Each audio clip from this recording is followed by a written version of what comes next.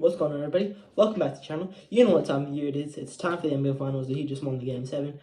Today, came back from school, and I'm straight away recording this video. So, let's just get straight into it. We're going to be doing a recap of the conference finals, and predictions, and some stats, and, like, other stuff, like top 10 players and stuff like that in the finals. So, really excited for this finals.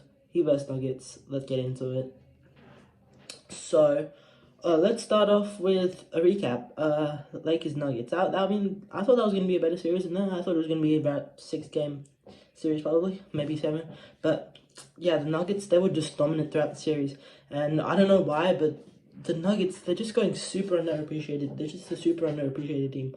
A lot of people thought that they would lose in round 2 against the Suns, including me. I was one of them.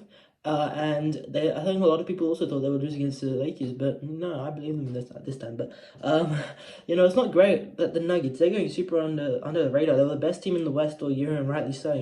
They're in the finals now. They're the best team. They're one of the best. They're probably the best team in the NBA. But yeah, the Nuggets. Shout out to the Nuggets. And Nikola Jokic went absolute god mode in the series. Was amazing. Jamal Murray, he's been playing like that 23 points in or something like that in game.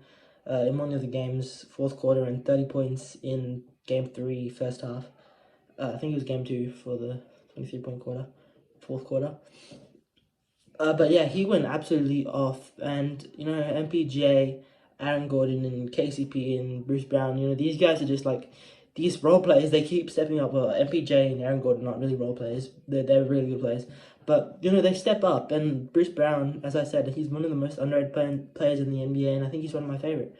And I thought that was a really underrated signing this offseason for the Nuggets. So, yeah, shout out to them. And, the Lakers, they played really well through the playoffs.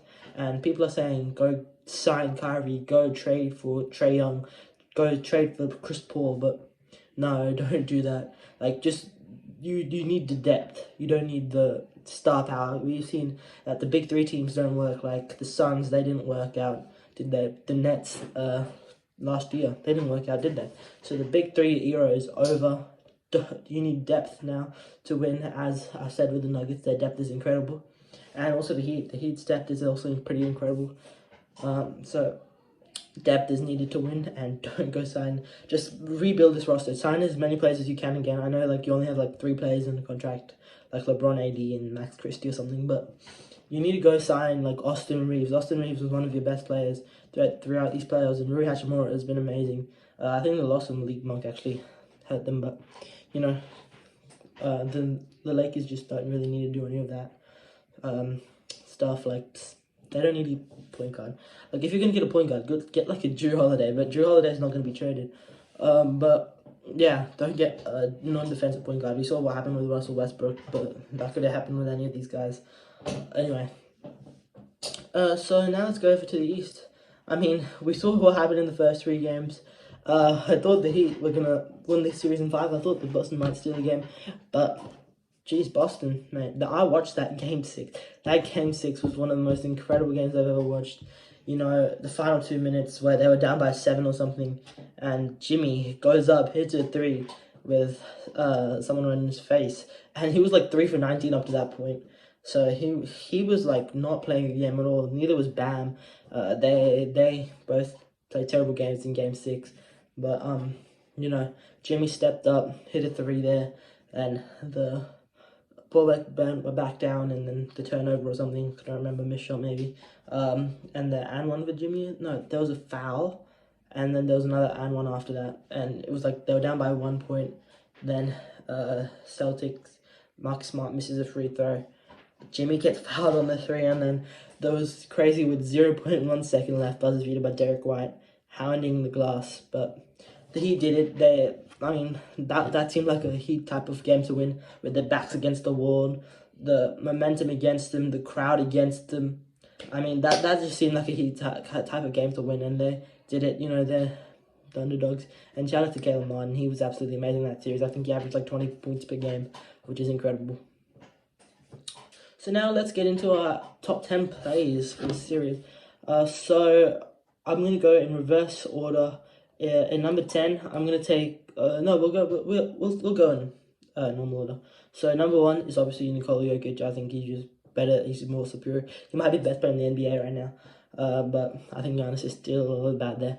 But because Giannis had that 38-point game, just to remember. But it doesn't matter. But Jokic is the best player in this NBA Finals by far. Then Butler, Jimmy Butler, number 2, no explanation needed. I put Jamal Murray ahead of Bam here because Jamal Murray has been balling these playoffs. He's been going absolutely off, and I think that Bam hasn't been absolutely great these playoffs. And Bam is a very important player, and but when he plays well, the Heat win. But when he doesn't play well, which is quite often, unfortunately, now in the playoffs, I think, then the Heat don't win. So Jamal Murray at 3, Bam at 4, and then Aaron Gordon at 5. Super underrated player. Probably should have made the All-Star game this year. He was absolutely amazing throughout the season, and I think he averaged 20 points per game. And he's been really good throughout these playoffs as well. At 6, I've got MPJ. I think he's also been really good for the Nuggets in the postseason. Then we have Caleb Martin at number 7. He, as I said, he was playing amazing basketball, and he was probably the second best Heat player in that series behind Jimmy Butler. And even with Jimmy Butler, I mean, he was the only player to play well in Game 6. In Game 5, he played amazing. In Game 7, he dropped 26. So shout out to Caleb Martin. He was balling, and they've had a good one. Then at number 8, I've got Bruce Brown, super underrated player, as I said before. And yeah, I think he's one of the best role players in the NBA, and I think he deserves to be there. At number 9, Gabe Winston. He's also been really good these playoffs. I think they missed him in Game 6. They needed a shot creator in Game 6, and he was out, so they didn't really have a great shot creator. But Duncan Robinson, I like that he's starting again, or he's playing more again. He wasn't playing basketball for a significant period of time, and well, I guess now that he's back, I mean, he missed those 2 threes in Game 6, but still, it's not too bad. At number 10, I have KCP. Probably beats out Max Strus there, but KCP, Max Strus, he could go either way. An honorable mention, if he plays the series, he's definitely probably number 6 around MPJ. Tyler Hero, he might be back, which is really, he's an important player for the Heat. If he's back, they say he's going to be back. He's possibly back around Game 3. Chris Haynes said. Then the whole series could change, but he brings that much of an impact to the Heat. But the Nuggets still dominate this top 10 players with 6, and I guess that leads to my prediction, and I think the Nuggets will pull it out the bag. I mean, they've only lost 3 games this whole playoffs, and they've had some pretty tough teams to face. I mean, they've had to face LeBron and Kevin Durant, 2 top 15 players of all time, arguably. And I mean, they've done it with ease as well. And they're under the radar. I definitely would not count the Heat out. I think a lot of people are saying the Nuggets for this series because we just counted them out under the radar. But the Heat don't they're the underdogs. I don't think anybody counted them. Even in the Knicks series, which I did, I have a full belief in the Heat to absolutely destroy the Knicks, or not destroy, but beat the Knicks. A lot of people still said the Knicks would beat the Heat, but I just didn't think that. I just don't. I just think the Heat just play with that heart and passion, and sometimes that's too hard to beat. I went 1 for 2, by the way, in predictions from last time, but that heart and passion, it's really tough to beat, and sometimes that's all it takes to win a game. And Jimmy Butler, Bam Adebayo, these guys these guys want to win as much as they can. You can see the tough-minded nature that they have, and their coach is also a great coach. But I still have the Nuggets. They've just been playing amazing basketball. They've been going. They've made their way through the West pretty easily. And I think the Heat are a worthy opponent, but I still have the Nuggets taking it out. So that's my final prediction. Nuggets in 6, and the Nuggets will win their first NBA championship. So guys, thank you for watching this video. I hope you all enjoyed. Make sure you smash that like button, subscribe down below, and I'll catch you on the next one. Peace.